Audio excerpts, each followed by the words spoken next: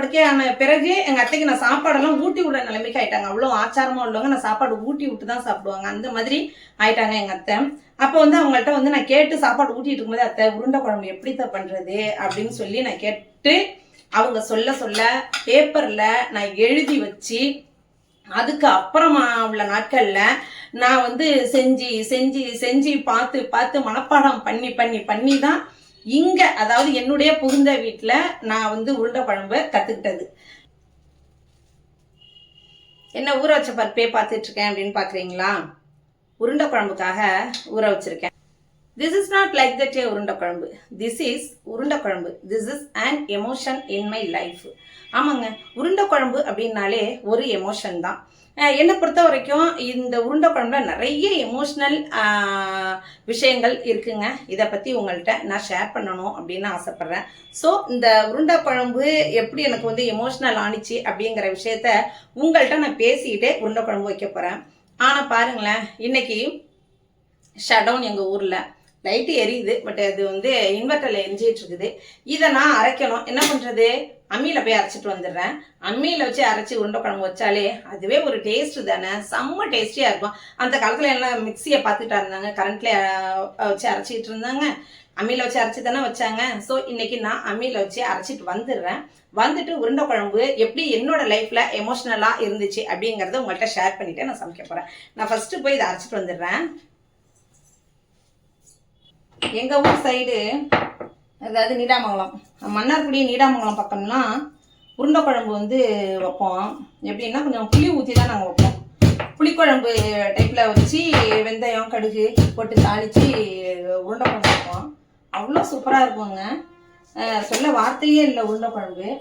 எங்கள் வீட்டில் எல்லாம் வந்து இப்போ இந்த 90s பிறந்தவங்களா இருக்கட்டும், வளர்ந்தவங்க, இவங்க எல்லாருக்குமே வந்து உருண்டை குழம்பு எமோஷன் அப்படின்ட்டு நான் ஏன் சொன்னேன் அப்படின்னா, வீட்டில் எங்கள் வீட்டில் வைக்கிற உருண்டை குழம்பு ஒரு மாதிரி வைப்பாங்க. அதாவது அதில் வந்து முருங்கைக்கீரை எல்லாம் போட்டு உருண்டை குழம்பு வைப்போம்.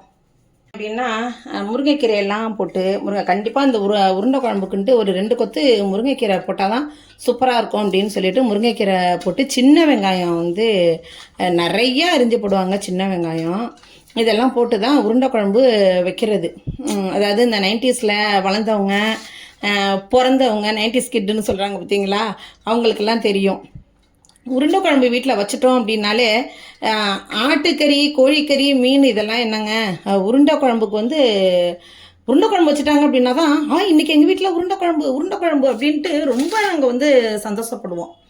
அந்த அளவுக்கு வந்து உருண்டை குழம்பு வந்து ரொம்பவே வந்து லைஃப்பில் வந்து பிரிக்கவே முடியாது அப்படிங்கிறது மாதிரி இருக்கும். இந்த தேங்காய் பூ திருவி போட்டு அதில் வந்து வைக்கும்போது அவ்வளோ ஒரு டேஸ்ட்டாக இருக்கும். என்ன அப்போயெல்லாம் வந்து உங்களுக்கு வந்து ஜாயிண்ட் ஃபேமிலி இல்லை, அதனால வந்து நமக்கு வந்து உருண்டை வந்து கிடைக்கிறதுங்கிறது வந்து கொஞ்சம் கடினமாக இருக்கும். அதாவது கணக்கு பண்ணி தான் போடுவாங்க உருண்டை அப்படிங்கிறது. 2 உருண்டை, எல்லாருக்கும் 2 உருண்டை. அதிகபட்சம் எனக்கு இன்னொன்று வேணும் அப்படின்னு சொல்லி கேட்டால் பெரியவங்க, அதாவது நம்ம அம்மாவோ பாட்டியோ, அவங்களோட உருண்டையிலேருந்து நம்மள்கிட்ட எடுத்து கொடுத்துருவாங்க. அந்த மாதிரி தான் உருண்டை குழம்பு அப்படிங்கிறது. நம்ம வேணாம் அப்படின்ட்டு சாப்பிட்ற அளவுக்கெல்லாம் உருண்டையெல்லாம் இருக்காதுங்க. அப்போ சொல்கிறேன், அதாவது அந்த 90s சொல்கிறேன். ஆனால் இப்போ எல்லாம் அப்படி கிடையாது. இப்போ நம்மளால் சாப்பிடவே முடியல, அந்த அளவுக்கு நம்ம வந்து செய்கிறோம். இந்த உருண்டை குழம்பு வந்து அப்போ நம்ம எவ்வளோ விரும்பி, நம்ம சின்ன பிள்ளையாக இருக்கும்போது அவ்வளோ விரும்பி நம்ம சாப்பிட்டோம். ஆனால் நம்ம குழந்தைங்க இப்போ பாருங்களேன், உருண்டை குழம்பு அப்படின்னாலே என்னவோ தெரியல, அவங்களுக்கு பிடிக்க மாட்டேங்குது.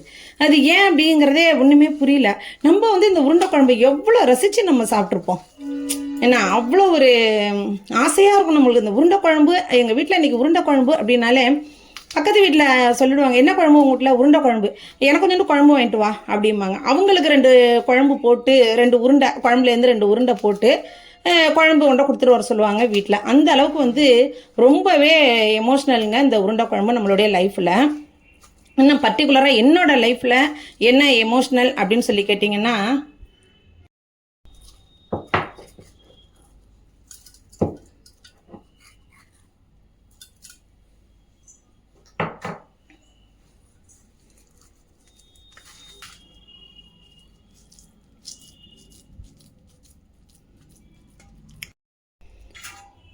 பொதுவாக உருண்டை குழம்புக்கு வந்து நிறைய பேர் வீட்டில் வந்து அவிச்சு இட்லி பானையில் இந்தமாரி உருண்டையாக உருட்டி அவிச்சு அப்படி தான் குழம்புல போடுவாங்க. ஆனால் எங்கள் வீட்டில் வந்து இந்தமாரி இந்த அவிக்கிற பழக்கமே கிடையாது. டைரெக்டாகவே நாங்கள் வந்து குழம்பு கொதித்தோடனே டைரெக்டாகவே உருண்டையை வந்து அதில் சேர்த்துருவோம். அது உடையவும் உடையாது. அது கொஞ்சம் நம்ம அரிசி இதில் கலக்கிறதுனால அது உடையவும் உடையாது. எங்கள் வீட்டிலனா நான் பிறந்த வீட்லேயும் சரி, இப்போ இங்கே எங்கள் வீட்டுக்கு இங்கே அதாவது நீடாமங்கலம் எனக்கு கல்யாணம் பண்ணிட்டு வந்த வீட்லேயுமே சரி அவிக்கிற பழக்கம் அப்படிங்கிறதே கிடையாது. அங்கே ஒரு விதமான எமோஷ்னல் உருண்டை குழம்பு அப்படின்னா இங்கே எங்கள் வீட்டில் இப்போ மேரேஜ் ஆகி வந்த பிறகு இங்கே வந்து உருண்டை குழம்புன்னா மிகப்பெரிய எமோஷ்னலுங்க. அது ஒரு கதையே இருக்காது. இங்கே மேரேஜ் ஆகிட்டு வந்த பிறகு உருண்டை குழம்பு அப்படி டோட்டலாக வந்து மாற்றி பண்ணினாங்க எங்கள் வீட்டில். இங்கே ரொம்ப டிஃப்ரெண்ட்டு. எனக்கு வந்து ரொம்பவே ஆச்சரியம், இப்படி உருண்டை குழம்பு இப்படி செய்வாங்களா, இது மாதிரிலாம் பண்ணுவாங்களா அப்படிங்கிறது வந்து எனக்கு ரொம்பவே ஆச்சரியமா இருந்துச்சு. அந்த அளவுக்கு டோட்டல் டிஃப்ரெண்ட்டு எங்கள் வீட்டில் இங்கே எங்கள் அத்தை வைக்கிற உருண்டை குழம்பு. அது மட்டும் இல்லாமல் உருண்டை குழம்பு அப்படின்னாலே பொதுவாகவே வந்து அடிக்கடி நம்ம உருண்டை குழம்பு செய்ய மாட்டோம். மாசத்துல ஒரு வாட்டி எப்படி தான் செய்யறது, மாசத்துல ஒரு வாட்டி அல்லது 2 வாட்டி தான் பண்ணுறது. இங்கேயுமே அதே மாதிரி மாசத்துல ஒரு வாட்டி. பியோர் வெஜிடேரியன் அப்படிங்கிறதுனால எங்கள் வீட்டில் வந்து நான்வெஜ் சாப்பிடுவோம். அங்கெல்லாம் வெஜ்ஜு என்வி சாப்பிடுவோம். பட் இங்கே பியூர் வெஜிடேரியன் அப்படிங்கிறதுனால உருண்டை குழம்புமே வந்து அதாவது எல்லா வீடுகளையும் மட்டன் அடிக்கடி எடுக்க மாட்டாங்கல்ல. மட்டனுங்கிறது வந்து இப்போ தான் வாரம் ஞாயிற்றுக்கிழமை மட்டன் எடுக்கணும் அப்படின்னு சொல்லிட்டு இருக்கிறதெல்லாம். அப்போ எல்லாம் மட்டன் எடுக்கிறது அப்படிங்கிறது வந்து ரொம்ப ரேர். மீன் குழம்பு அடிக்கடி சமைப்பாங்க, மட்டன் வந்து எப்போவாக தான் சமைப்பாங்க. அதே மாதிரி தான் இங்கே வந்து அதாவது மேரேஜ் பண்ணிட்டு வந்து இங்கே எங்கள் நீடாமங்கலத்தில் உருண்டை குழம்பு அப்படிங்கிறது வந்து ரொம்ப ரேர். எப்போவாவது தான் சமைப்பாங்க. அதாவது எப்போவாவதுன்னா மாசத்துல ஒரு 2 டைம்ஸ் அல்லது 1 டைம் சமைப்பாங்க எங்க அத்தை. எனக்கு இந்த உருண்டை குழம்பு வந்து இதை கத்துக்கிட்டு செய்யறது அப்படிங்கிறது மிகப்பெரிய சவாலுங்க. ரொம்பவே சவாலா இருந்துச்சு. எங்க நாத்தனார் வரும்போது தான், அதாவது எங்க வீட்டுக்காரவங்களோட தங்கச்சி, அவங்க வந்து டீச்சரா இருக்காங்க. அவங்க எங்க வீட்டுக்கு வரும்போது தான், தஞ்சாவூர்ல இருந்து இங்க வருவாங்க. வர்ற டைம்ல தான் எங்க அத்தை இதை வந்து செய்வாங்க, இந்த உருண்டை குழம்பை. இந்த உருண்டை குழம்பு வந்து எங்க அத்தையும் எங்க நாத்தனாரும் சேர்ந்து செய்வாங்க. எனக்கு கிச்சன்ல அன்னைக்கு வேலையே இருக்காது. எனக்கு இது எப்படி பண்றாங்க அப்படிங்கிறது எனக்கு தெரியவும் தெரியாது. எனக்கு அவங்க சொல்லியும் கொடுக்கல, அத்தை சொல்லியும் கொடுக்கல. எங்க சித்தி, அதாவது நாத்தனார நான் சித்தின்னு தான் சொல்லுவேன். அவங்க வரும்போதெல்லாம் இந்த உருண்டை குழம்பு செய்வாங்க. எங்க வீட்டுக்காரவங்களுக்கு ரொம்ப ரொம்ப ரொம்ப ரொம்ப ரொம்ப பிடிச்ச உருண்டை குழம்பு, பிடிச்ச குழம்பு அப்படின்னாலே இந்த உருண்டை குழம்பு தான். அதாவது நான் சொன்னேன் பார்த்தீங்களா, எங்கள் வீட்டில் வைக்கிறது மாதிரியான டைப்ல இங்கே வைக்க மாட்டாங்க. முருங்கைக்கீரையெல்லாம் இங்கே போடவே மாட்டாங்க. இங்கே டோட்டலாக வந்து மசாலா அரைச்சி போட்டு, பூண்டு நிறைய போட்டு, பட்டை கிராம்பு இதெல்லாம் வறுத்து அரைச்சி, நான் அந்த வீடியோ வந்து நான் அந்த உருண்டை குழம்பு வந்து நான் போட்டிருக்கேன், வீடியோ அப்லோட் பண்ணியிருக்கேன். நீங்கள் பாருங்கள், உங்களுக்கு கண்டிப்பாக உங்களுக்கு ரொம்ப பிடிக்கும். ப்ராசஸ் நிறைய இருக்குங்க. இது மாதிரி ஈஸியாக சிம்பிளாக பண்ண முடியாது. அது ப்ராசஸ் வந்து ஏகப்பட்ட ப்ராசஸ் அது. ஸோ அத்தையும் எங்க நாத்தனாரும் அதை செய்யும் போது ஒரு பெருசா ஏதோ ஃபங்க்ஷனுக்கு சமைக்கிற மாதிரி சமைப்பாங்க இந்த உருண்டை குழம்பை. நான் அடுப்பு பக்கமே நான் வரவே மாட்டேன். அதாவது கல்யாணம் புதுசுல எல்லாம் வந்து எனக்கு நான் அடுப்பு சைடு அந்த உருண்டை குழம்பு டைம்ல மட்டும் என்னை வந்து அலோவ் பண்ணவே மாட்டாங்க. 2 பேரும் பூண்டு உரிச்சிக்கிட்டு கால் நீட்டி போட்டுக்கிட்டு பேசிக்கிட்டு அத்தையும் எங்க நாத்தனாரும் அப்படி செய்வாங்க. எனக்கு வந்து கத்துக்கணும் கத்துக்கணும் கத்துக்கணும் ரொம்ப ஆவல். அதுக்கப்புறமா எங்க பெரிய பாப்பா பிறந்து, சின்னது புஜுமா பிறந்து, சின்னுவும் பிறந்து, அத்தை வந்து எங்க சின்னு பிறந்து 2 வயசுல அத்தைக்கு வந்து ரொம்ப உடம்பு சரியில்லாம போயிடுச்சு. அந்த டைம்ல வந்து ஃபுல் அண்ட் ஃபுல்லா படுக்கை ஆயிட்டாங்க. ஃபுல் அண்ட் ஃபுல்லா நானும் எங்க வீட்டுக்காரவங்களும் தான் முழுக்க கவனிச்சோம் அவங்கள.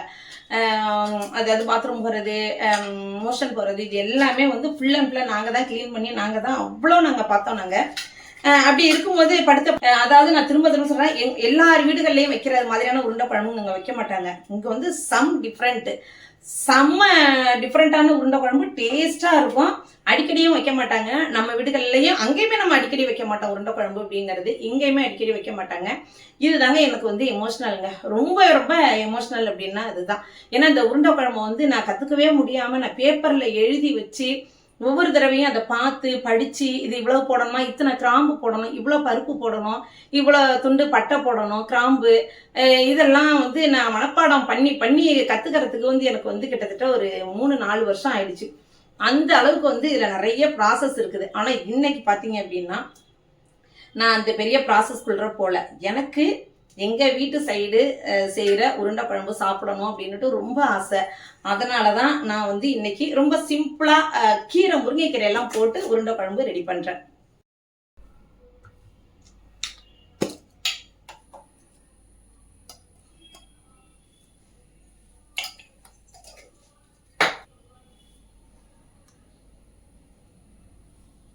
வந்து குழம்பு வந்து ரொம்ப தண்ணியாக தாங்க கூட்டணும், கட்டியாக கூட்டவே கூடாது.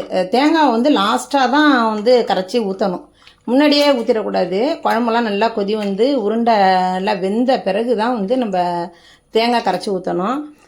முக்கியமாக வந்து அரிசி கழுவின தண்ணியில் தான் நாங்கள் வைப்போம். டெல்டா சைடு, அதாவது எங்கள் நீடாமங்கலம் பக்கமாக இருக்கட்டும், எங்கள் கூத்தாநல்லூர் மன்னார்குடி சைடாக இருக்கட்டும், லைட்டாக ஒரு கால் ஸ்பூன் வெந்தயம் போட்டு கடுகு போட்டு தாளிப்பாங்க. நிறைய பேர், அதாவது நிறைய ஊரில் எல்லாம் வந்து புளி ஊற்றாமல் வைப்பாங்க. நமக்கு வந்து கொஞ்சம் புளி ஊற்றி உருண்டை குழம்பு வச்சாதான் பிடிக்கும், நல்லாவும் இருக்கும்.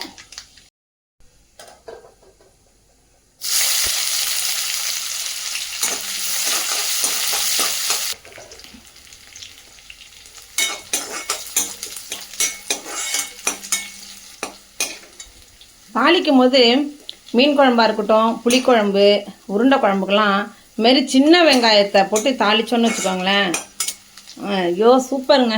அந்த வெந்தயத்துக்கும் அந்த வாசனைக்கும் சொல்லவே வேண்டாம், அந்த அளவுக்கு அட்டகாசமாக இருக்கும். வாசனை 7 ஊருக்கு தூக்கும்.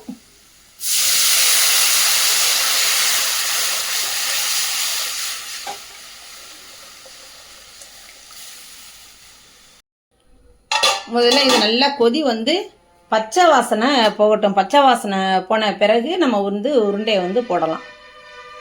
வீட்லேயும் சரி, அங்கே இருக்கும்போதும் சரி, இங்கே வந்து சரி, உருண்டை குழம்பு வந்து என்னோட லைஃப்பில் வந்து ரொம்பவே கனெக்ட் ஆகிருக்கு.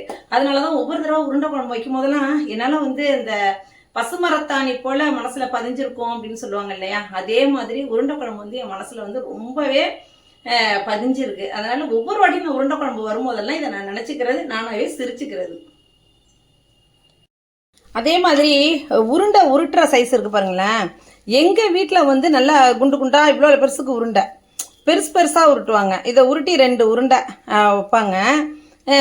இங்கே வந்து எங்கள் அத்தை வந்து உருட்டுறது வந்து ரொம்ப குட்டி குட்டியாக. இது ஒரு வகை நல்லாயிருக்கும் சாப்பிட்றதுக்கு. அதாவது எத்தனை கணக்கு வழக்கு இல்லாமல் இது சாப்பிட்லாம்.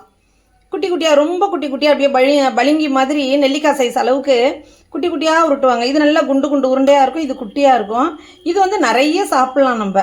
அதுமாரி உருட்டுற விதமும் வந்து எனக்கு வந்து, நான்லாம் வந்து இப்படி தான் உருட்டுறது. இப்போ எல்லாம் இது ஏதோ பிள்ளைங்கனாலும் ஏதோ 1 2 அப்படி கொடுத்தா கூட சாப்பிடுவாங்களே அப்படின்றது, பெருசெல்லாம் வச்சா சாப்பிட மாட்டாங்க. ஆனால் இன்றைக்கி வந்து நான் சொன்னது மாதிரி, முன்னாடி சொன்னது மாதிரி எங்கள் வீட்டு சைஸ் மாதிரி, அதாவது எங்கள் வீட்டில் உருண்டை குழம்பு வச்சு சாப்பிட்டா எப்படி இருக்குமோ அதே டைப்பில் தான் நான் வைக்கிறேன். அதனால பெரிய பெரிய உருண்டையாக தான் நான் உருட்டுறேன்.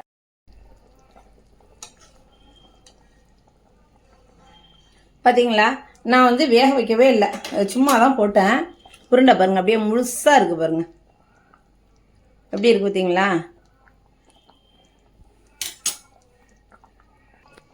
ஒரு 10 உருண்டையாக போடுவாங்க. ஃபஸ்ட்டு ஒரு 10 உருண்டை போட்டுட்டு அது கொஞ்சம் கொதித்து மீடியம் ஃப்ளேமில் தான் வைக்கணும். கொதித்து மேலே வரும்போது அடுத்த 10 உருண்டை போடுவாங்க. நல்லா உருட்டி எல்லாம் அழுத்தி உருட்டி போடுவாங்க. நடுவில் எல்லாம் போடக்கூடாது, ஓரத்தில் தான் போடுவாங்க.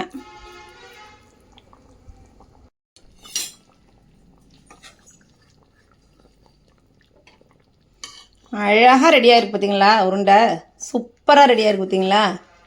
அதுதான் உருண்டை குழம்பு. வாவ். இப்போ வந்து நம்ம என்ன பண்ணலாம் அப்படின்னா, தேங்காய் அரைச்சி வச்சுருக்கோம்ல, தேங்காவை எடுத்து இதில் ஊற்றிடலாம். இன்றைக்கி நானுமே பருப்பு வந்து அம்மியில் அரைச்சி தான் இந்த குழம்பு வச்சுருக்கேன். சூப்பராக இருக்கும்ல.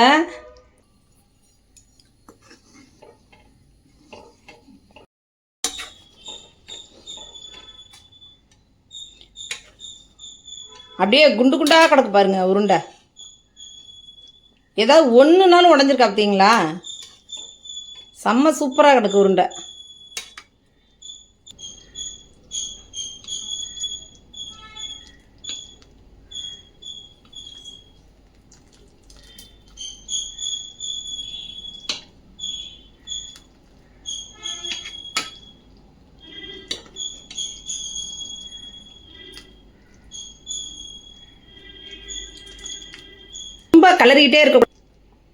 ரொம்ப கலரிக்கிட்டே இருக்கக்கூடாது உருண்டை குழம்பை பொறுத்த வரைக்கும். இப்போ நமக்கு வந்து உருண்டை குழம்பு பக்காவாக ரெடி ஆகிடுச்சு. நம்ம ஸ்டவ்வை ஆஃப் பண்ணிடலாம்.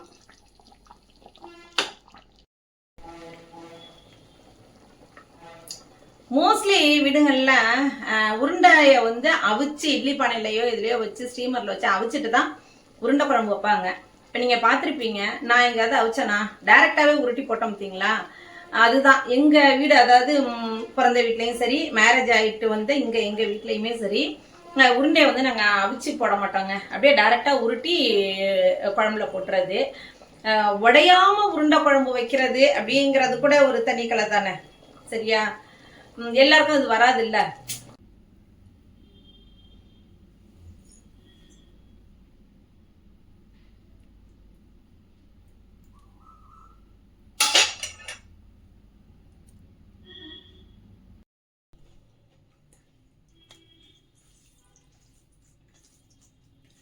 உருண்டை குழம்பு சொர்க்கம். நல்லா பேர் சுட சுட இருக்கு.